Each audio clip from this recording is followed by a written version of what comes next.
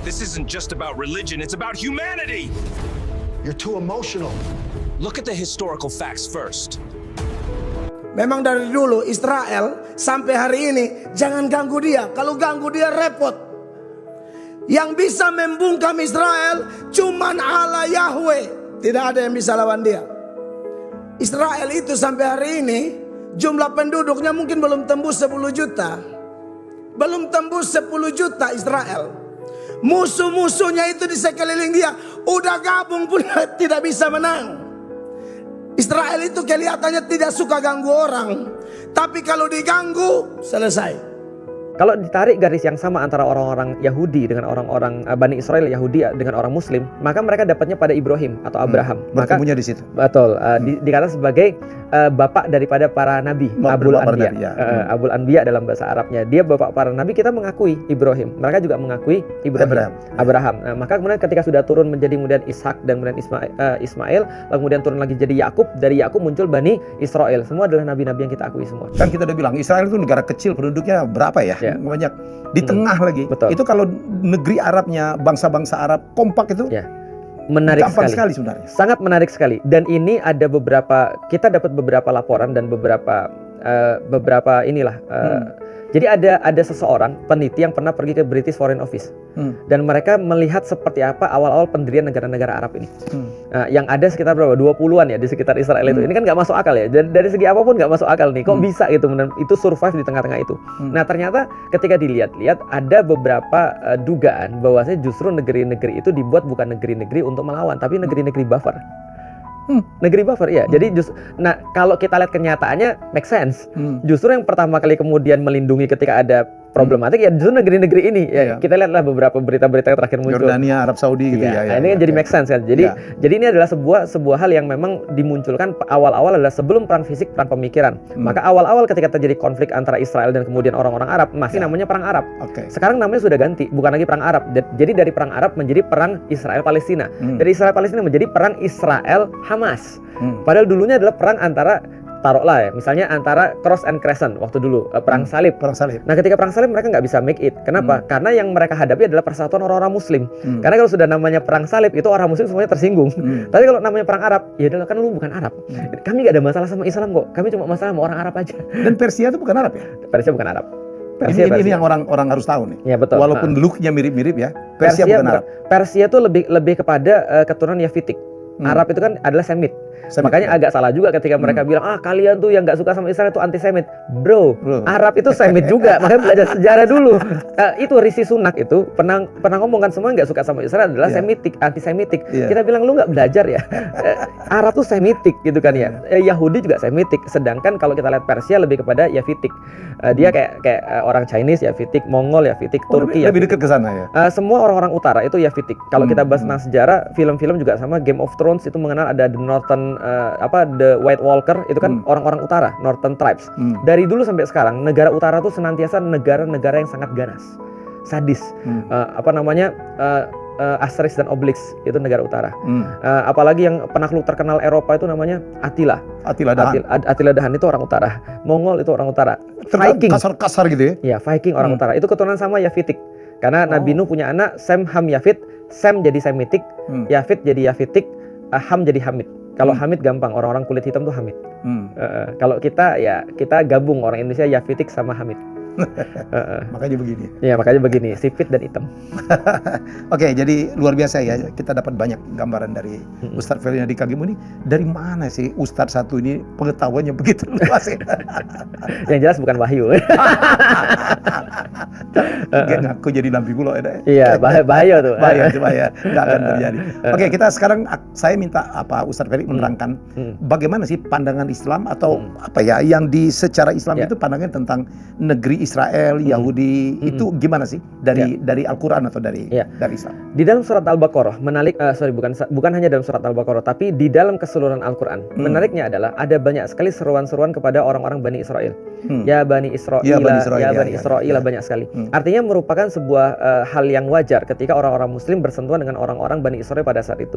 Kenapa? Karena secara logika kalau kita mau promosiin misalnya iPhone atau kita mau promosiin Samsung, ya kita pasti promosiin pada bayarnya dulu.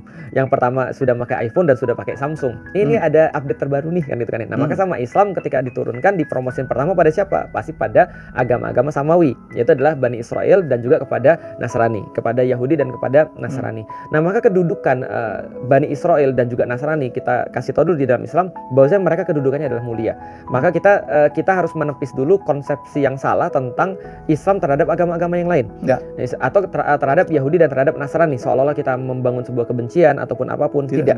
Karena kalau kita katakan Islam membenci Yahudi, berarti Rasulullah tidak akan mungkin menikahi seorang istri dari orang Yahudi. Ternyata ada, yaitu namanya adalah Bunda Sofia. Nah, maka pandangan kita terhadap Bani Israel, kita menganggap mereka bahwa mereka adalah saudara. Bahwa mereka adalah saudara tua, mereka mendapatkan wahyu sebelum kita, lalu kemudian ketika Islam itu datang, kita menganggap mereka adalah sebagai satu paduan yang sama. Maka Al-Quran mengatakan bahwasanya nabi-nabi sama, dari Adam, lalu kemudian Nuh, lalu kemudian Musa, Isa, dan seterusnya, itu adalah nabi-nabi yang sama semua. Bahkan menjadi sesuatu yang bersifat salah besar ketika kita membedakan antara satu nabi dengan nabi yang lain. Ada kata-kata sangat jelas sekali dalam Al-Quran, la nufarriqu baina ahadim mir rusulih. Kita tidak pernah membedakan nabi satu dengan yang nabi yang lain di dalam sejarah para nabi itu. Kalaupun Nabi Muhammad diangkat sebagai Sayyidul Anbiya, sebagai pemimpin daripada para nabi, itu adalah urusannya Allah, bukan urusan kita. Tapi kita tidak melihat nabi-nabi yang lain berbeda. Jadi maksudnya Ustaz, saya betul nabi-nabi tadi itu adalah nabi yang semuanya bertauhid kepada Allah. Bertauhid pada Allah. Maka kalau walaupun belum istilah Islam ya. Belum istilah Islam. Tapi sebenarnya di dalam Al-Qur'an mereka dikatakan sebagai muslim. Mereka dikatakan sebagai orang yang berserah diri.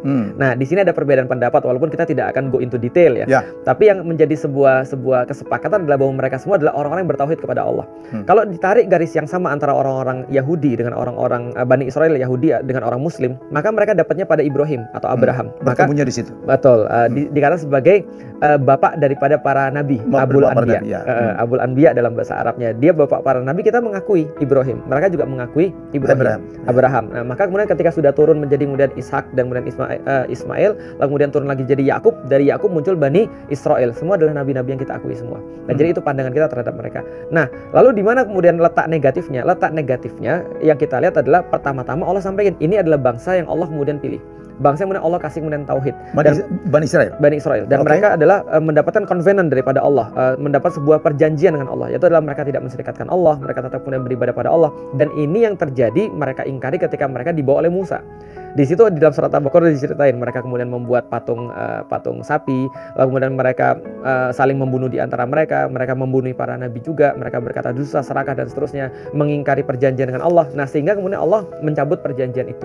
Nah, itu pandangan kita terhadap mereka. Jadi kalau artinya terhadap Yahudi kita sebenarnya sangat baik sekali. Dan dalam fakta sejarah kita tahu bahwasanya ada videonya orang-orang Yahudi pertama kali mendarat di kota pelabuhan Haifa, itu bawa kemudian spanduk. Kami ditolakin di mana-mana, Eropa membunuh kami tidak punya tempat untuk kembali. Dan itu fakta, kita menerima. Dan bahkan ketika Umar bin Khattab membebaskan Baitul Maqdis, maka kunci itu diserahkan sama pendeta Sophronius kepada Umar bin Khattab. Dan yang kita dapat bahwasanya dari riwayat sejarahnya, pendeta Sophronius meminta kepada Umar. Ini pendeta Yahudi? Pendeta Nasrani. Karena dia seorang patrik. Dia patrik ortodoks berarti. Nah, dia menyerahkan sebuah kunci lalu berkata, tolong teruskan perjanjian kami semenjak zamannya Hadrian. Yaitu Yahudi tidak boleh masuk ke dalam Baitul Maqdis. Tidak boleh. Dan itu udah diusir semenjak zamannya Hadrian tahun 135. Nah, semenjak saat itu tidak ada satu batang hidung pun Yahudi yang ada di Baitul Maqdis. Nah, ini tolong diteruskan. Tapi apa kata Umar? Kami nggak bisa. Karena di dalam agama Islam kami tidak bisa untuk memandang Yahudi seperti itu. Ini adalah ini Umar justru yang ini adalah tanah untuk semua orang. Maka semenjak saat itu Baitul Maqdis terkenal atau Syam terkenal dengan sebuah wilayah untuk kedamaian tiga agama. Tiga agama. Dan menjadi sebuah percontohan untuk hampir 1000 tahun ke depan. Untuk percontohan tentang seperti apa kedamaian itu oleh Umar bin Khattab. Nanti kita memandang mereka ya sangat baik sekali sih sebenarnya. Maka sampai sekarang masih ada Jewish quarters. Bahkan sebelum adanya negara Israel. Ada kemudian quarters buat orang-orang Nasrani. Itu semua dijaga baik oleh Umar. Jadi gitu, itu pandangan kita terhadap mereka. Jadi sekarang kalau belajar dari itu kan kita tidak perlu berkonflik dengan agama lain ya Ustaz. Sangat. Bahkan sebenarnya kita itu menyeru kepada mereka untuk benar-benar menjadi satu. Makanya di dalam Al-Qur'an kan kita menyuruh mereka untuk ila kalimati sawa, kepada satu kalimat yang sama, yaitu adalah bahwa kita sama-sama bertuhan yang satu. Nah, walaupun Rasul memperingatkan bahwasanya memang ada yang namanya karakter kolektif. Karakter kolektif ini adalah karakter turun-temurun misalnya. Misalnya orang-orang Sumatera atau orang-orang Melayu itu biasanya mereka merantau. Nah, tapi tradisi merantau mungkin tidak sekuat itu di kalangan orang-orang Sunda atau orang-orang yang lain misalnya. Tapi kalau Jawa itu juga sama, tradisi merantaunya sangat kuat. Nah, ini ada karakter kolektif pada Yahudi yang Rasul minta kita untuk hati-hati.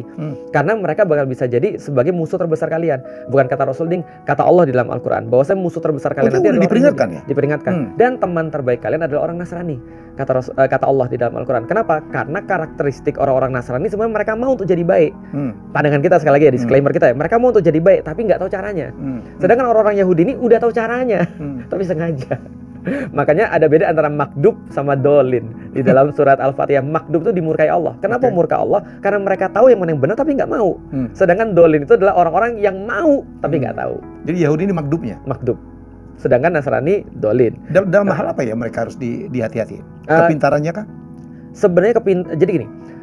Bagi saya orang gila sama orang jenis itu sama bahannya. Maka orang-orang yang orang-orang berbahaya dan orang-orang yang baik itu sama bahannya. Maka kita harus hati-hati dengan orang-orang yang benar-benar baik sama kita karena mereka akan membenci dengan taraf yang sama. Nah, maka kita juga harus hati-hati pada orang-orang yang pintar karena mereka bisa jadi jahat dengan taraf yang sama. Nah, maka kalau orang-orang Yahudi ya itulah orang bilang your gift is your curse. Your gift is your curse. Jadi ya yang menjadi karunia bagimu itu juga bisa jadi kutukan bagimu.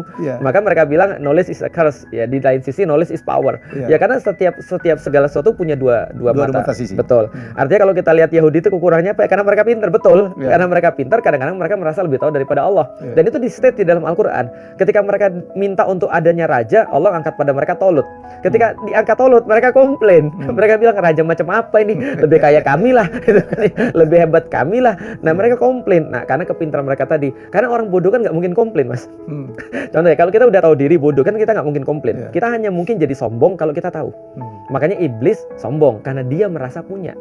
Nah, itu yang terjadi pada orang-orang Bani Israel yang setelah dari Persia kita bahas jadinya Yahudi. Gitu. Orang mengatakan bahwa Iran itu Yahudinya Muslim tuh ya. Ada yang mengatakan begitu tuh. Karena pinternya. Ya, ada ini balik lagi ya. Ini teori, kita nggak namanya teori, bisa jadi benar, bisa jadi salah. Setelah penaklukan negeri Israel Raya oleh Babilonia, itu yang di sebelah utara yang saya tadi sampaikan setelah Sulaiman itu di utara itu ada 10 bani, sedangkan di selatan ada 2 bani. Nah, jadi yang di selatan tuh Yehuda sama Bunyamin, yang di atas itu ada 10 bani yang lain. Itu yang Samaria itu bukan? Samaria itu ibu kotanya daripada Israel Utara. Israel Selatan ibu kotanya Yerusalem. Nah, jadi ketika mereka kemudian ditaklukkan, 10 ini dibawa, dikatakan bahwa mereka sudah hilang. Jadi 10 tribes ini lost. Dianggap tidak ada. Sudah dianggap nggak ada, sudah dianggap hilang, dibunuhin, delete. Yang sekarang tinggal cuma 2. Makanya sampai sekarang kan yang menjadi satu hal yang menarik adalah Israel melarang penduduknya untuk tes DNA. Oh iya? Iya. Karena? Wallahu a'lam bishawab. Kalau misalnya mereka tes DNA mungkin akan dapat tuh. Itu kan ya, mereka sebenarnya dari mana? Apalagi kan sekarang ada tes yang saya aja punya dites itu. Ternyata Tionghoanya besar banget. Itu sudah jelas, nggak usah dites juga. Lembang, sipit. Dan kedua, orientasi terhadap hartanya ada. Gitu. Satu lagi. Gitu. Artinya malah kalau kita lihat Yahudi ini ada yang menarik karena ada Yahudi yang bukan Yahudi sekarang. Jadi ada orang-orang Yahudi dan ada orang-orang yang bukan Yahudi. Yang lebih menarik lagi, ada riset juga yang mengatakan justru pewaris sah daripada orang Yahudi adalah orang-orang Muslim yang ada di Baitul Maqdis. Justru karena orang-orang Yahudi ini masuk Islam. Nah, jadi di tes secara darah harusnya mereka yang mewarisi sebenarnya. Tapi wallahu a'lam bishawab ya. Kita bisa nyelesain tuh kalau orang-orang Israel mau dites DNA. Tapi sayangnya kan mereka nggak mau dites DNA. Termasuk percaya atau tidak, saya dapatkan satu fakta tadi pagi bahwa lebih banyak orang Yahudi di New York.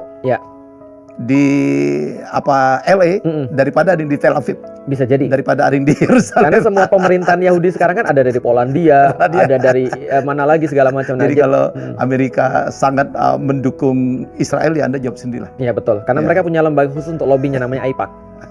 Nah, Dan kalau balik lagi kepada Iran, berarti kita bisa relate dengan hadis. Ada 70.000 Yahudi Bani Isfahan yang nanti akan mendukung Dajjal untuk datang kepada Baitul Maqdis. Itu hadisnya kan sudah sangat jelas sekali bahwasanya Imam Mahdi memimpin sholat subuh, lalu kemudian datanglah Nabi Isa, lalu kemudian dipersilakan pada Nabi Isa untuk jadi imam. Nabi Isa bilang enggak, kamu aja yang jadi imam. Setelah jadi imam, selesai sholat subuh, di subuh itu yang sama, maka setelah selesai sholat Nabi Isa bilang buka pintu gerbang masjid. Nah, dibukalah pintu gerbang Masjidil Aqsa, lalu kemudian di situ ada 70.000 10.000 Bani Isfahan. Nah, walau bisawab. Jadi kalau Yahudinya Asia itu adalah Iran. Yang menarik lagi ada teman saya bilang ada juga Yahudi Timur. Apa? Orang Chinese. Jadi karena katanya karakteristiknya sama. Kalau datang Jadi ini bukan masalah agama yang dipeluk ya? Ya, jadi tapi ini sekali lagi ya, jangan sampai ada orang tersinggung karena saya juga orang Chinese.